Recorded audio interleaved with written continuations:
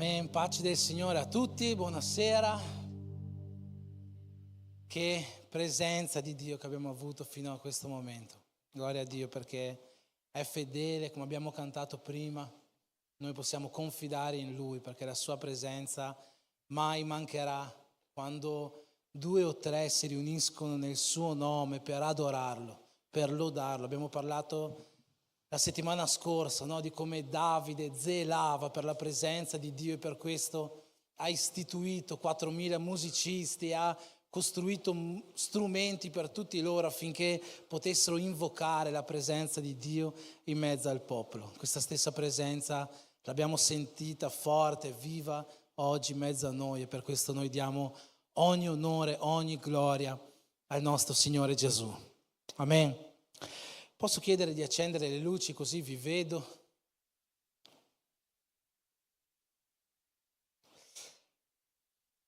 Che belli che siete. Voglio dare un avviso prima di passare al momento della parola. Solo uno ne abbiamo oggi di novità e l'avviso è che questo mercoledì ci dovrebbe essere il Be Brave come terzo mercoledì del mese, ma non ci sarà il Be Brave perché lo avremo domenica 31 agosto, Be Brave con titolo Cura. Molto bene, molto bene. Domenica 31 agosto alle 4:30 di pomeriggio sarà un tè delle donne, come si dice, sarà questo momento per voi donne della Chiesa, invitatene anche altre, sarà sicuramente un tempo di cura, di guarigione, un tempo di presenza.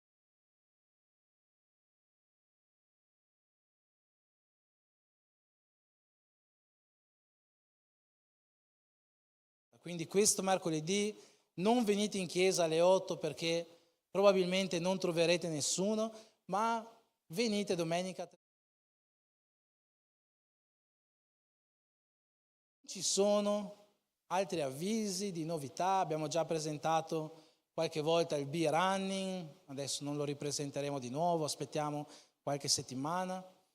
Possiamo presentare la sala di intercessione se volete, ogni sabato dalle 7:30 alle 8 per chi non se lo ricordasse, abbiamo questo momento di preghiera nella sala pastorale, se vuoi partecipare, vuoi venire a intercedere insieme ad alcuni fratelli, sorelle, vieni pure. Sarà un momento di benedizione per voi, ma soprattutto sarà un momento di benedizione per la Chiesa che sarà benedetta dalla preghiera che sarà fatta.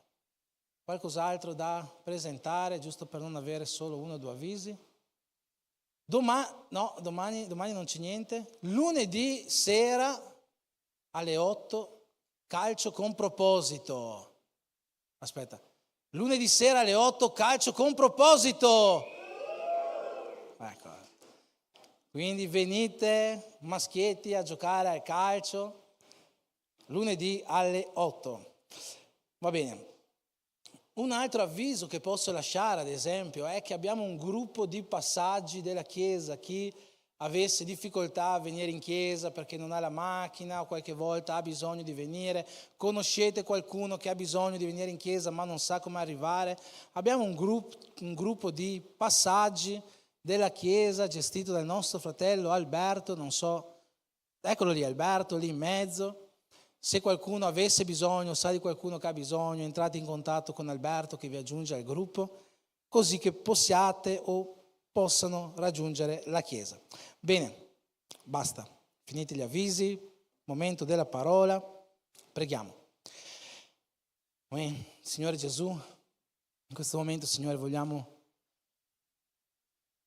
sentire una parola che venga da te, niente che venga da me, niente che venga dalla mia mente, neanche niente che venga dalla mia bocca semplicemente o dal mio cuore, ma qualcosa che venga dal tuo cuore, Signore, qualcosa che possa riempire veramente le nostre vite, cambiare i nostri intendimenti, trasformarci, Signore, far sì, Signore, che possiamo uscire da qua diversi da come siamo entrati. Per questo ti chiedo, Padre, di benedire la tua Chiesa attraverso questo momento, attraverso la tua parola. Benedicila e compi la tua buona, perfetta e gradita volontà in mezzo a noi. Per questo ti prego nel nome di Gesù. Amen. Bene. Libro dei Salmi, capitolo di numero 34, versetto 8.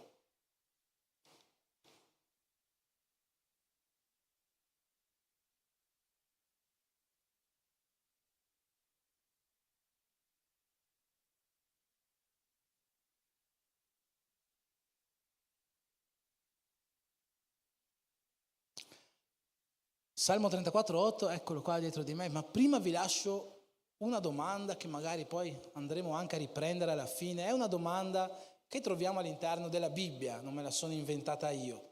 L'ha scritta sempre il nostro caro Davide, salmista Davide, nel Salmo 116, nel versetto 12, dice così: che potrò ricambiare al Signore per tutti i benefici che mi ha fatto?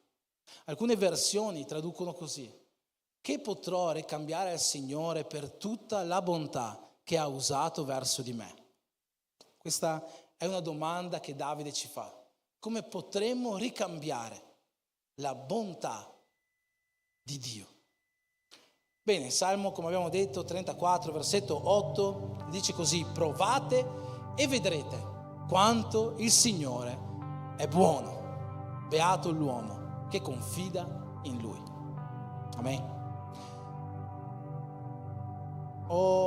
Solitamente, chi lo sa, io ho diverse difficoltà a preparare una predica intera durante la settimana. Solitamente io preparo la predica il venerdì o la maggior parte delle volte il sabato. Comincio il venerdì, ma poi il grosso della predica lo preparo sempre il sabato. Ma questa settimana è stata un po' diversa, perché durante tutta la settimana Dio mi ha dato questa parola, bontà. E nonostante mi desse questa parola ogni giorno attraverso la Bibbia, attraverso fatti che sono accaduti e attraverso la conferma del suo spirito dentro di me, non riuscivo a preparare nulla su questa parola, bontà. Ho preparato una nota qua sul mio tablet per cominciare a preparare il sermone, l'ho chiamata bontà di titolo, è sempre rimasta in bianco per tutta la settimana. E siccome non mi arrivava niente, no, da parte dello Spirito Santo, l'altro ieri, ho cominciato a preparare un'altra parola, una parola, buona parola, io penso fosse una buona parola, chissà, forse un giorno la porterò, un'esposizione di alcuni versetti della Bibbia. Ma questa mattina, quando mi sono svegliato molto presto, alle 6, per terminare la parola, mi sono messo qua col mio tablet a casa e quando ho aperto il messaggio, il sermone che avevo quasi finito di preparare, lo Spirito Santo mi ha molto incomodato e mi ha detto: no, torna sull'altra pagina. Dio, l'altra pagina quale? No, quella che hai preparato a inizio settimana, bontà. Dio, è bianca quella pagina, cosa vado a fare su quella pagina? È sabato mattina, non so neanche, tutta settimana non ho saputo cosa scrivere, torna sull'altra pagina. Vabbè, torno sull'altra pagina. Sono stato 3 ore e mezza, pensare, pregare, cosa posso predicare su bontà. Non che bontà sia un argomento difficile da predicare, Dio è buono, no? Ma non sapevo veramente che cosa portare. E quindi sono tornato sull'altra predica, ma ogni volta che aprivo l'altra pagina, l'altra nota qua sul tablet, che era quasi completa, era già pronta, lo Spirito Santo parlava al mio cuore: no, torna sull'altra predica. Io mi sono sentito come l'Apostolo Paolo, no? Vi ricordate? Una volta Paolo voleva andare a predicare in Asia, era convinto: vado a predicare là, vado a far ravvedere quel popolo dell'Asia minore. Lo Spirito Santo l'ha fermato e gli ha detto: no, tu non vai in Asia, tu vai in Grecia. Paolo aveva ragioni di andare in Asia, sì, lì c'erano chiese da fondare, c'erano tante persone da convertire, c'era un Vangelo da predicare, poteva andare in Asia, era una cosa buona. Ma lo Spirito Santo ha detto: no, tu non vai in Asia, tu vai in Grecia e là farai la mia opera. mi sono sentito un po' così, no? Non è che quella parola era una parola brutta, era una parola eretica, niente di tutto ciò, ma lo Spirito Santo mi diceva no, questa è la parola, bontà, la mia bontà. E così un po' alla volta Dio ha cominciato a far sorgere questa parola nel mio cuore, e la mia preghiera è che in qualche modo possa toccare la vita di ognuno di noi, perché come abbiamo appena letto prima, Gesù ci chiede di provare e vedere quanto Lui è buono verso di noi. Noi sappiamo che all'interno della Bibbia Dio ci viene descritto in molti modi. Una delle forme con cui Dio ci viene descritto è chiamata in teologia antropomorfismo. Che cosa significa questo?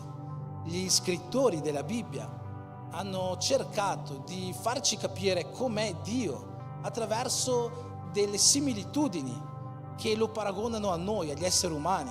Cosa intendo con questo? Quando ad esempio c'è scritto la mano di Dio era sopra di noi. Ok, questo è un antropomorfismo. Perché? Perché Dio ha mani. Non sappiamo se Dio ha mani, quello che sappiamo è che Dio è spirito e quindi non possiamo essere certi che Dio abbia mani. O quando ci viene scritto nei Salmi che Dio si è chinato e ha posto il suo orecchio per ascoltarci. Dio ha orecchie? Non sappiamo se Dio ha orecchie, questo è un antropomorfismo. Dio si può chinare? Non lo sappiamo, sappiamo che Dio è spirito. Un altro modo in cui ci viene descritto Dio per farci capire come Lui è chiamato antropopatismo. Che cosa significa questo? È rappresentare Dio con sentimenti, con emozioni che noi conosciamo. Ad esempio ci viene scritto che lo Spirito Santo si può rattristare, ci viene scritto che Dio è un Dio geloso, ci viene scritto che Dio si può arrabbiare. Questi sentimenti, queste emozioni, tristezza, rabbia, ira sono parte di questo antropopatismo, ovvero emozioni che noi diamo a Dio per cercare di capire come Lui è, no? Cercare di capire il suo carattere. Ma c'è un altro modo ancora con cui Dio ci viene descritto, e sono i suoi attributi. Gli attributi di Dio si distinguono in due categorie. Uno sono gli attributi incomunicabili di Dio. Che cosa significa? Onnipotenza, onnipresenza, onniscienza, eternità, preesistenza. Questi sono attributi incomunicabili, ovvero che Dio non ha comunicato a noi, non ha trasmesso a noi. Noi non siamo onnipotenti, noi non siamo onniscienti, noi non siamo eterni, no? Abbiamo una fine di giorni e un inizio di vita. Ma poi ci sono degli altri attributi che Dio invece ci ha comunicato. Sono attributi comunicabili: amore, misericordia, giustizia, bontà. Questo è un attributo comunicabile di Dio. Perché ho voluto fare questa introduzione? Perché la bontà come attributo di Dio non è un sentimento, non è un'emozione, non è un antropopatismo, come ho detto prima, è proprio un attributo di Dio. E non significa che Dio è gentile, non significa che Dio è un bonaccione che non sa distinguere il bene dal male, ma fa bontà a tutti in qualsiasi modo. No, la parola con cui viene descritta la bontà di Dio dall'originale greco, la leggo perché io non so il greco, è agatossine, e questa parola significa bontà morale attiva. Ovvero la bontà di Dio, come ho detto, non è un sentimento, un'emozione, non è una gentilezza, non è una bontà come uno a cui va bene tutto, no? Uno che è buonissimo e quindi fa del bene di qua, di là, di qua. No, la bontà di Dio è una bontà morale. E noi dobbiamo intendere questo per andare a intendere bene che cos'è la bontà di Dio. Perché se noi pensiamo, c'è uno scrittore molto famoso, no? Lo scrittore che ha scritto ad esempio i libri delle cronache di Narnia, no? Molto conosciute, un certo Lewis, ha vissuto all'inizio del Novecento. Lui era uno scrittore ma era anche un teologo, no? E lui ha detto così: Dio è amore, ma l'amore non è Dio.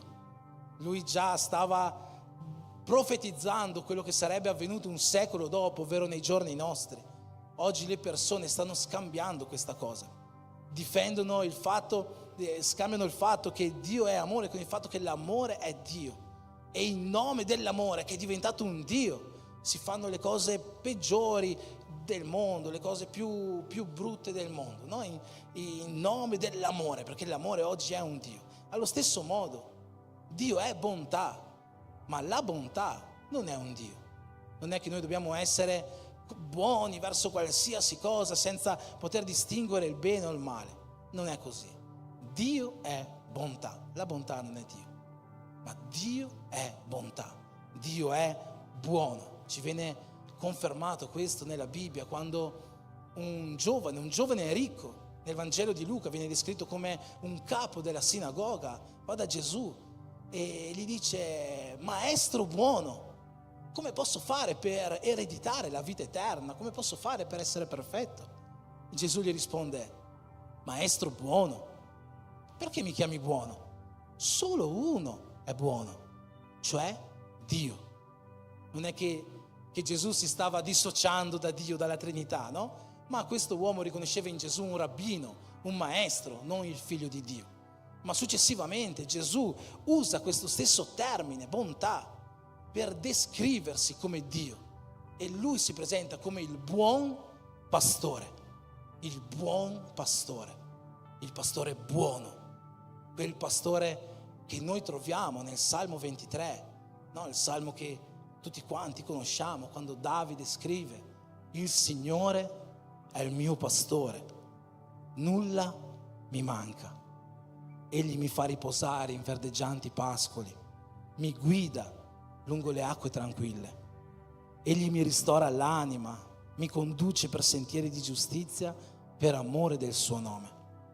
Quando anche camminassi nella valle dell'ombra della morte, io non temerei alcun male, perché tu sei con me. Il tuo bastone e la tua verga mi danno sicurezza. Per me tu imbandisci una tavola sotto gli occhi dei miei nemici, cospargi di olio il mio capo, la mia coppa trabocca. Certo, beni e bontà mi accompagneranno ogni giorno della mia vita, ed io abiterò nella casa del Signore per lunghi giorni. Questo è il buon pastore, questo è il Dio buono che noi abbiamo su di noi. Gesù è buono, Dio è buono. E questo salmo è un salmo che ci parla di abbondanza. La mia coppa trabocca, riposerò su.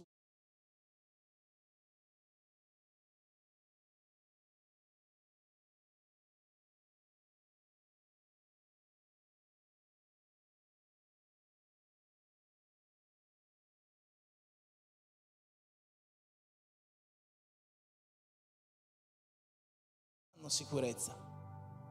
Però voglio farti una domanda: quanti qua hanno un buon pastore sulla propria vita? E non sto parlando di me, sto parlando di Dio. Voi dichiarate che avete un buon pastore sulla vostra vita? Allora ti faccio un'altra domanda di conseguenza. Se tu dichiari che tu hai un buon pastore, che il Signore è il tuo pastore, puoi dichiarare che nulla ti manca? Voglio essere un po' più preciso in questo, no? Puoi dichiarare che il lavoro che tu hai è il lavoro che sognavi da bambino, è il lavoro che hai sempre voluto fare, nulla ti manca, perché il Signore è il tuo pastore. Puoi dichiarare che la macchina che tu hai parcheggiato qua fuori è la macchina dei tuoi sogni, quella che quando guardi le riviste di macchine è quella che veramente vorresti. Puoi dichiarare questo? Ma il Signore è tuo pastore o no? Nulla ti manca. Tu puoi dichiarare che niente di male ti succede nella tua vita, perché il suo bastone e la sua verga ti proteggono da ogni male. Quindi tu puoi dichiarare che non ti succede mai niente di male. Puoi dichiarare che la tua famiglia è perfetta. Puoi dichiarare che il tuo lavoro è perfetto, che la tua salute è perfetta. Puoi dichiarare che la tua vita è perfetta, visto che il buon pastore è su di te. Oppure no? Fratelli, io sono sincero, guardando la mia vita con occhi umani, non posso dichiarare tutto questo. Non posso dichiarare che tutto nella mia vita sia perfetto, così come Davide lo descrive nel Salmo 23. Eppure Dio è il pastore della mia vita. Gesù è il mio buon pastore. E allora come mai succede questo? Come mai, anche se abbiamo il buon pastore sulla nostra vita, la bontà di Dio è su di noi, ci succedono cose brutte? Non abbiamo tutto quello che vogliamo, non abbiamo questa coppa traboccante nella nostra vita. Come mai? Sapete, la generazione di oggi, profeticamente nella Bibbia, è comparata alla chiesa di Laodicea, una chiesa a cui Gesù scrive una lettera molto specifica nell'Apocalisse, al capitolo 3. E a questa chiesa di Laodicea Gesù dà un consiglio. E dice così: tu dovresti comprarti del collirio affinché possa vedere bene. Questo consiglio che Dio ci dà a noi, alla generazione di oggi, perché è a noi che sta parlando, è un consiglio che è molto importante. E molte volte, tra tutti i consigli che vengono dati alla Chiesa di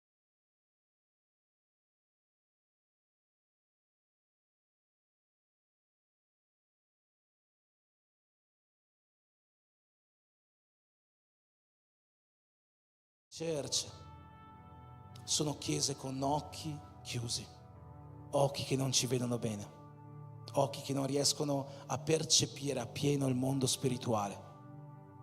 E noi come cristiani abbiamo bisogno di avere una visione spirituale aperta, perché un tempo si vedeva di più l'agire di Dio, perché un tempo si vedeva di più la bontà di Dio su di noi. Sto parlando dei tempi biblici, ma sto parlando anche dei tempi dei primi secoli, dei padri della Chiesa. Sto parlando dei tempi della Riforma. Sto parlando di un secolo fa. Sto parlando dei tempi di chi lo sa, forse dei vostri nonni o forse dei vostri genitori, che magari vi raccontavano l'agire di Dio quotidiano nella loro vita e in ogni cosa vedevano l'agire di Dio. E oggi noi non stiamo più vedendo questo agire di Dio. Oggi noi facciamo fatica a distinguere la bontà di Dio su di noi. Ma come mai? La bontà di Dio è cessata. L'agire di Dio su di noi, del buon pastore, si è fermato. C'è un versetto meraviglioso in Isaia 64, il versetto 4. Isaia scrive così: non si è mai visto, non si è mai udito, gli occhi non hanno mai visto, le orecchie non hanno mai sentito di un Dio come te, come il nostro Dio, che lavora, che agisce, che è buono verso coloro che sperano in Lui. Fratelli, la bontà, l'agire di Dio su di noi non è terminato.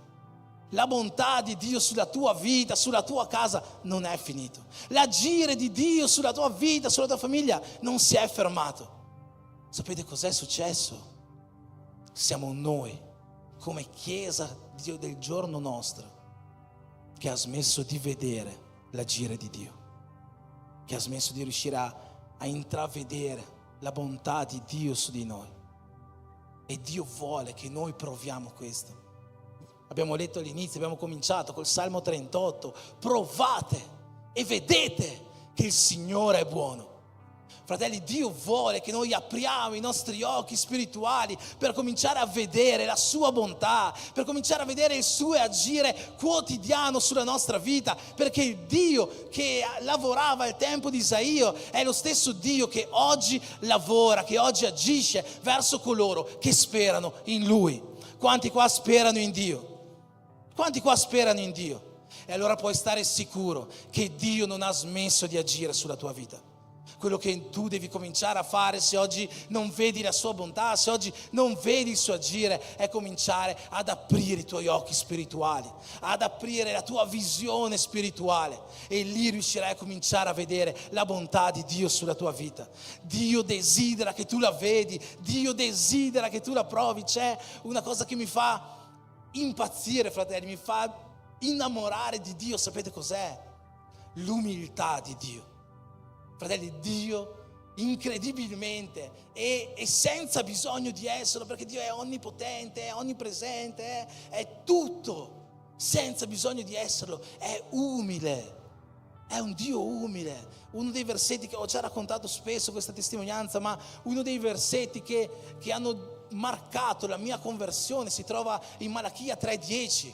Era un versetto che al tempo della mia conversione veniva citato quasi ogni culto in chiesa, perché nel momento delle decime, delle offerte, non si faceva magari solo una preghiera come spesso facciamo oggi, ma c'era sempre una parola delle decime delle offerte.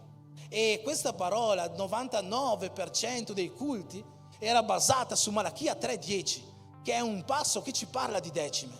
Ma in questo passo la cosa che più mi ha catturato sempre l'attenzione e mi ha portato a avere un patto, un compromesso con Dio, è che Dio dice così: portate oggi tutte le decime alla casa del tesoro e mettetemi alla prova in questo. Vedrete se io non aprirò le cataratte, le finestre, le cascate del cielo e non riverserò su di voi così tante benedizioni che non saprete più neanche dove riporle. Dio ci dice: mettetemi alla prova. Non è necessario mettere alla prova Dio. Dio è infinito, Dio, abbiamo detto prima, ha attributi che noi non possiamo neanche immaginarci, ma Dio nella sua bontà, nella sua umiltà ci dice: mettetemi alla prova. Perché ci dice questo? Perché Dio desidera che noi gustiamo, che noi proviamo quanto Lui è buono nei nostri confronti. L'Apostolo Pietro in prima Pietro capitolo 2 ci dice: come bambini appena nati desiderate il puro latte spirituale, se avete gustato che il Signore è buono. Dio vuole che noi assaporiamo, che noi gustiamo la sua bontà, che noi non solo la vediamo, che noi non solo ne abbiamo sentito parlare su un pulpito, che noi non solo abbiamo letto qualche versetto che testimonia questo nella Bibbia, che noi non solo abbiamo sentito testimonianze di fratelli, di sorelle che ci parlano della bontà di Dio. Dio vuole che noi proviamo sulla nostra vita la sua bontà, il suo agire. Ma per fare questo noi dobbiamo aprire i nostri occhi spirituali e cominciare a notare che Dio non ha mai smesso di agire verso di noi, che la sua bontà è una presenza costante sulle nostre vite. È una presenza costante. Pastore, in che modo posso cominciare ad aprire i miei occhi spirituali? Biblicamente io non posso dirti nessun altro modo se non prega per questo. Comincia a pregare perché Dio apre i tuoi occhi spirituali.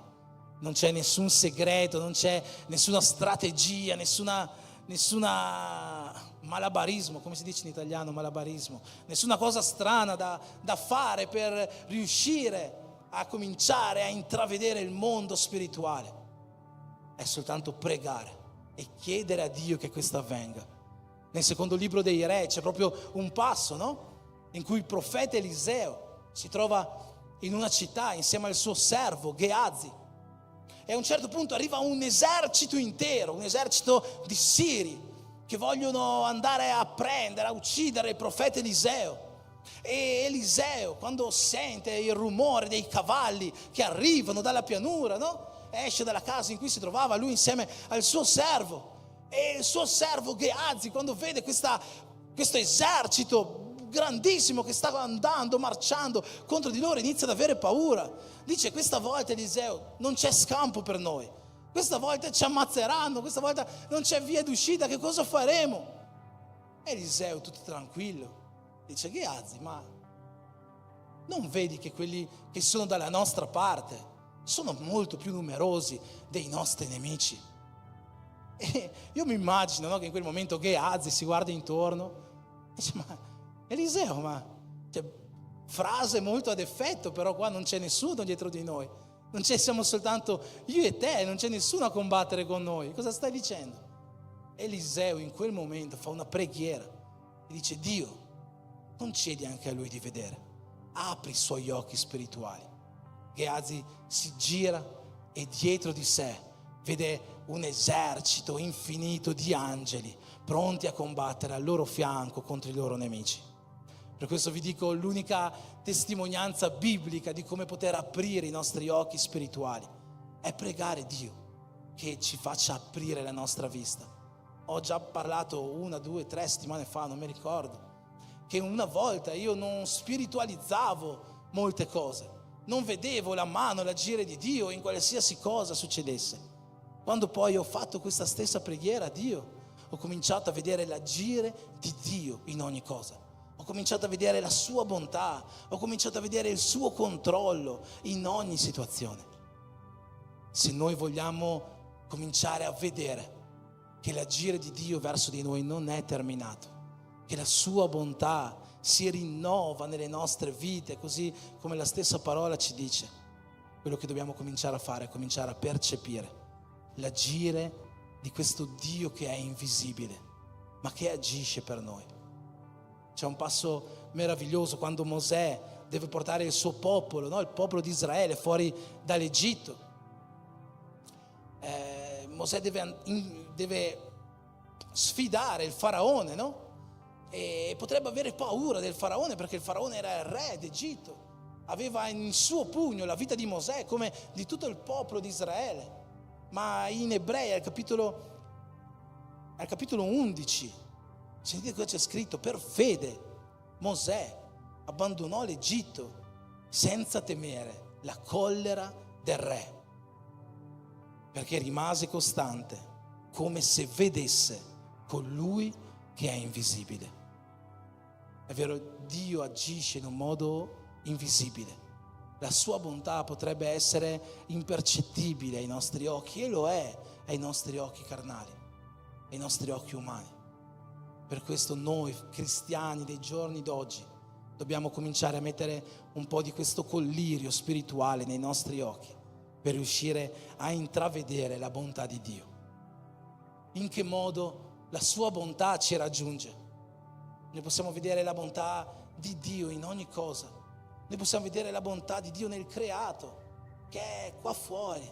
Quando Dio ha creato i cieli e la terra per 7 volte nel libro di Genesi, noi vediamo che Dio dice: questo è buono, questo è buono, questo è buono. La sua bontà si manifesta nella creazione. Ma non solo lì, la bontà di Dio si manifesta quando Lui provvede alla nostra vita, nella provvisione che Lui ha per la nostra vita. Sapete ormai quasi tutti quanti quello che è successo questa settimana a casa nostra, no? È stato un evento spiacevole. La nostra cucina ha preso fuoco finché io ero fuori di casa, stavo tornando dal lavoro. L'Andrea mi ha mandato un messaggio finché tornavo, anzi mi ha fatto delle videochiamate. Io avevo il telefono silenzioso, non le ho sentite. Appena ho visto le chiamate perse, gli ho mandato un messaggio, gli ho detto: guarda, sto tornando adesso. E Andrea mi risponde con un messaggino con scritto: la casa sta prendendo fuoco. Solo che dopo questa frase ha messo tre faccine, 3 emoji, ma di quella faccina carina, no? Che ha quella faccia commossa, sapete, con gli occhi che piangono, ma in un modo commosso, non in un modo carino. E io ho cominciato a pensare: ma chissà cosa starà succedendo. Ci saranno Benjamin e lì, avranno messo degli inni di fuoco pentecostali e staranno saltando per la casa, per quello dice che sta prendendo fuoco con queste faccine carine, o chissà, non pensavo niente di serio, no?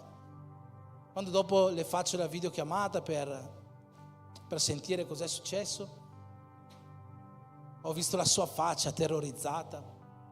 Quando ho visto la sua faccia sono partito ai 150, non è vero, entro il limite di velocità per tornare a casa il più veloce possibile. E quando sono arrivato a casa ho visto la scena, la cucina non aveva più fuoco perché in casa nostra è arrivato un nostro vicino di casa, un signore che abita davanti a noi, che ha aiutato a spegnere l'incendio. Ma noi potremmo pensare, no? Il Signore è mio pastore, come mai la casa mi ha preso fuoco? Il Signore è mio pastore, doveva proteggermi col suo bastone nella valle oscura, nella valle dell'ombra della morte, perché non l'ha fatto, perché ha permesso che questa casa ha preso fuoco. Quando però guardiamo con degli occhi spirituali rinnovati noi possiamo vedere un'altra cosa. Quel giorno quel signore che abita davanti a casa nostra non doveva essere a casa, perché lui ha un'impresa edile e lui esce la mattina, torna la sera, tutti i giorni della settimana. Quel giorno la casa ha cominciato a prendere fuoco, l'Andrea ha cercato di spegnerlo finché lo spegneva, ha mandato fuori i bambini. Benjamin ha cominciato a gridare aiuto, aiuto, aiuto, e questo signore inspiegabilmente, o potremmo dire per bontà di Dio, era a casa, non era andata a lavorare proprio questo giorno.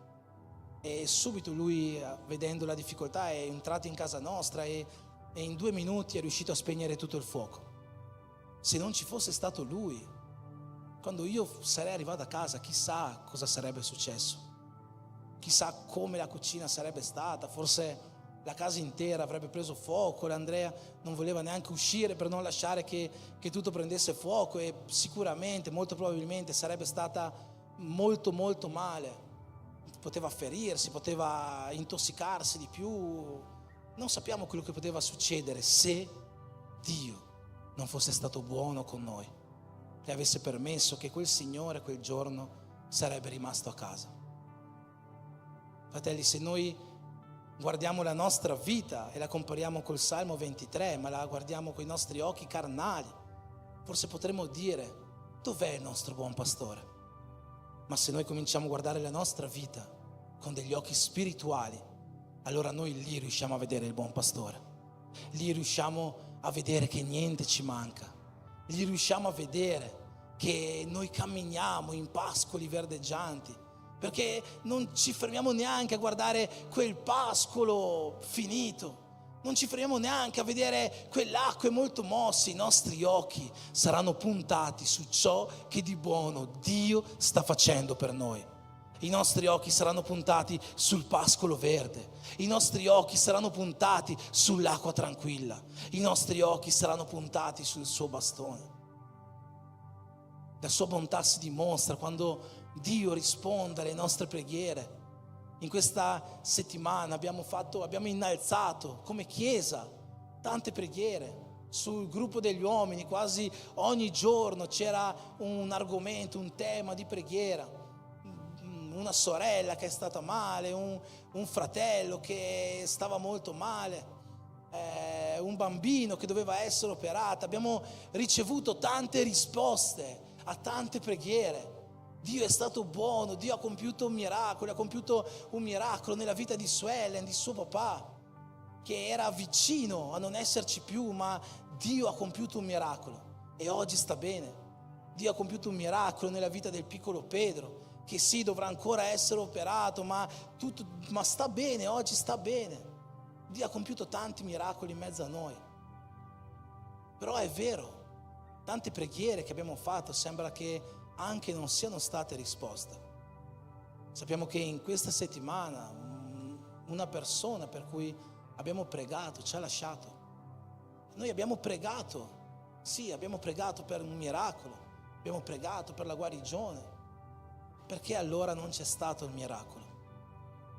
Sapete, c'è un qualcosa che è ciò che di più grande, è ciò in cui di più grande noi possiamo percepire la bontà di Dio.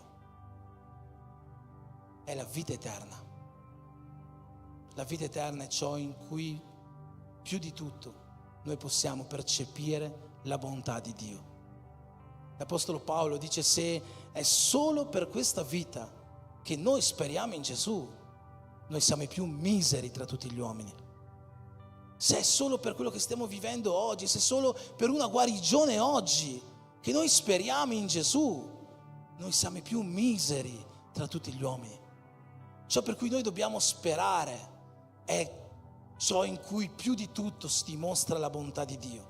Si dimostra in un modo così grande che Dio è così zelante verso questa bontà che ha mandato suo figlio per morire per noi affinché noi potessimo raggiungere la vita eterna. Dio è così zelante verso questa sua bontà che Lui sempre ci dà un'altra chance, un'altra opportunità. Una delle canzoni che hanno segnato la mia conversione, oggi parliamo della mia conversione, È una lode brasiliana che si chiama Ultima Chance. La cantava Etto una volta in chiesa, anche l'Andrea la cantava, il gruppo di lode di una volta.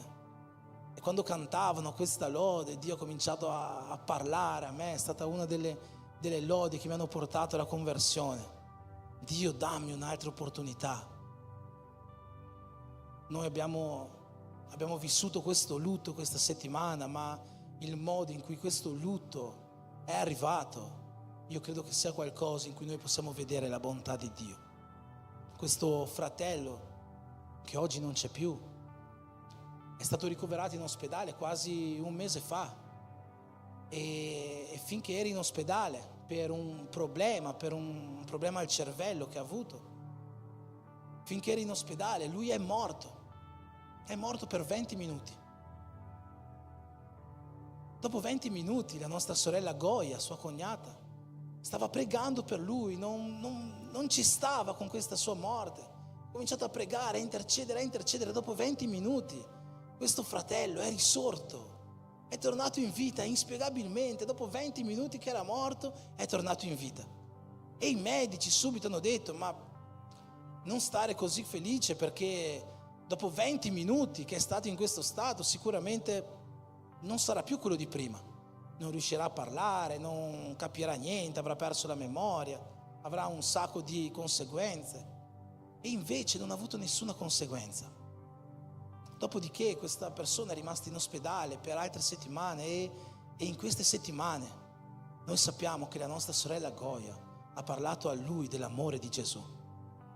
L'altro giorno abbiamo saputo che è venuto a mancare.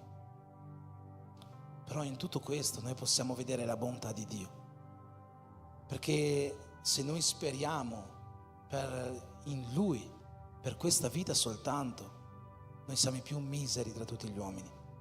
Ciò per cui noi dobbiamo sperare è per la vita che verrà.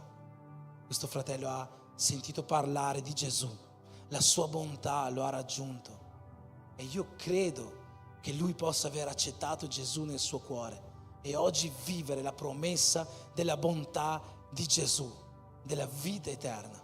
Ciò per cui anche noi dobbiamo sperare.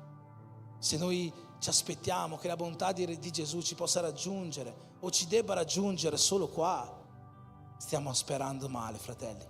Noi dobbiamo essere come Abramo, come Giacobbe, come Isacco. C'è scritto in Ebrei 11 che hanno camminato come pellegrini e forestieri su questa terra, dichiarando che erano stranieri, dichiarando che loro non appartenevano a questo mondo e che aspettavano una patria migliore, la patria celeste. E per questo motivo Dio non si vergogna di essere chiamato il loro Dio.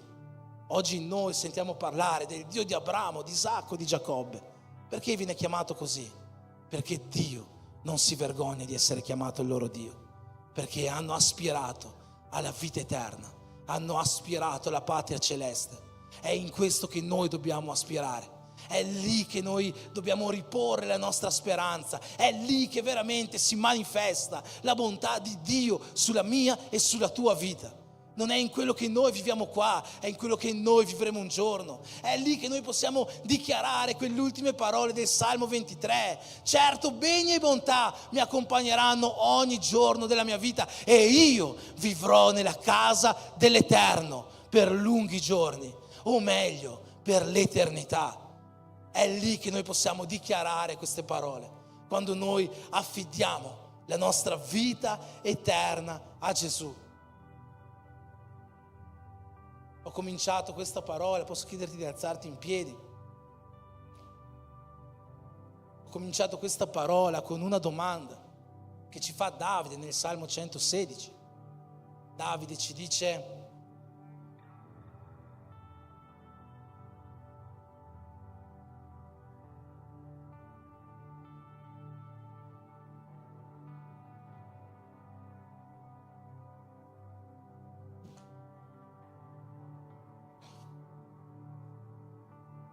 Davide chiede così: come potrò ricambiare la bontà che Dio ha mostrato verso di me? In che modo poter ricambiare questa bontà? Davide ci svela questo segreto nel versetto dopo. Come poter ricambiare la bontà di Dio verso di noi. Io alzerò il calice della mia salvezza e invocherò il nome del Signore. Vuoi ricambiare la bontà che Dio dimostra verso di te? Innalza il calice della tua salvezza. Innalza la bandiera della tua salvezza. Mostra a tutti che tu sei un salvo. Mostra a tutti che c'è salvezza per questa umanità. Mostra a tutti che c'è una vita eterna da poter vivere. Mostra a tutti che la bontà di Dio si manifesta appieno nel sacrificio che Gesù ha fatto per noi, affinché noi vivessimo la vita eterna. Amen. C'è una storia che ho già raccontato in passato con cui voglio terminare. Probabilmente qualcuno di voi l'avrà già sentita, l'ho sentita da un predicatore brasiliano diversi anni fa. È una storia, non so se sia reale oppure no, che dice così. Un giorno una radio evangelica ha deciso di, nel suo programma, citare il Salmo 23, leggere il Salmo 23, il Salmo del buon pastore. E hanno cominciato a fare delle audizioni, hanno aperto le audizioni, tante persone sono andate per leggere questo salmo in radio, sono andati artisti, sono andati attori, persone con una buona dizione, insegnanti di dizione che parlavano bene. Poi in mezzo a loro si è presentato un vecchietto, un signore anziano che ha cominciato a leggere il salmo. E finché questo signore leggeva il Salmo 23, le persone che lo stavano ascoltando, che dovevano decidere chi avrebbe letto in pubblico, hanno cominciato a piangere. E anche questo signore, finché leggeva, stava piangendo. Quando poi hanno fatto la decisione, hanno scelto per questo anziano signore per poter leggere questo salmo in radio. Ma sembra che degli intervistatori sono andati dai giurati, no? Da quelli che decidevano, e gli hanno chiesto: ma come mai avete scelto per questo signore? Sono arrivati attori, sono arrivati insegnanti, persone che parlavano bene. Questo signore malapena sapeva leggere, non parlava mica bene, non è stato quasi neanche bello da ascoltare. Come mai avete scelto lui? E i giurati hanno risposto così: sai, tutte quegli attori, quelle persone che sono venute a leggere il Salmo hanno dimostrato che conoscevano il Salmo del buon pastore, ma questo anziano è stato l'unico che ha dimostrato di conoscere il buon pastore del Salmo 23. Fratelli, Dio ci chiede: provate e vedete quanto io sono buono per voi, che noi possiamo aprire i nostri occhi spirituali e così vedere ogni giorno la bontà e l'agire di Dio nella nostra vita. Amen. Amen. Signore Gesù, benedici, Signore, la tua Chiesa per mezzo di questa parola. Che, Signore, noi possiamo cominciare a essere una Chiesa con un occhio spirituale aperto a te, aperto al tuo agire, aperto alla tua volontà, aperto a tu che vuoi fare in mezzo a noi. Signore, che noi possiamo distinguere, sì, che possiamo distinguere, Signore, come tu agisci nelle nostre vite. Che, Signore, noi non veniamo a guardare ciò che ci accade quotidianamente con gli occhi carnali, ma che noi possiamo distinguere la tua bontà e il tuo agire ogni istante della nostra vita.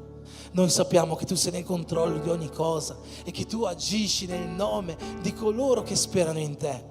Signore, qua c'è una Chiesa che spera in te, qua c'è una Chiesa che crede in te, qua c'è una Chiesa che ti ama e che in te ripone la propria fede. Benedici, Signore, la tua Chiesa, continuando a moltiplicare le tue azioni e la tua bontà su di essa, e fai sì, Signore, che ognuno di noi possa accorgersi ogni giorno che tu sei con noi, che la tua bontà e le tue benedizioni sono sempre al nostro lato. Per questo io ti prego, Signore, nel nome di Gesù. Amen.